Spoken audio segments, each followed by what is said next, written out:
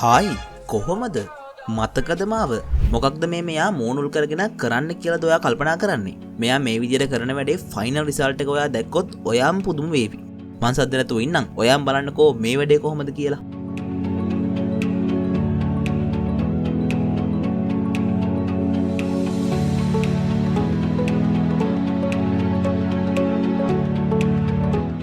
තැනක් නොතැනක් නැතුව ඕන තැනක් මනින්න පුළුවන් මෙන්න මේ උපකරණ කොහොමද බලන්නකෝ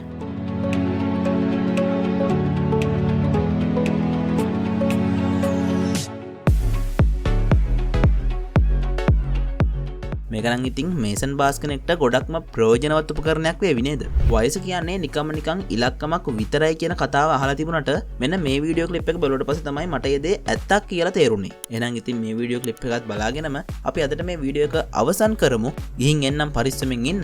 ඔයාලා හැමෝටම සුබ දවසක්.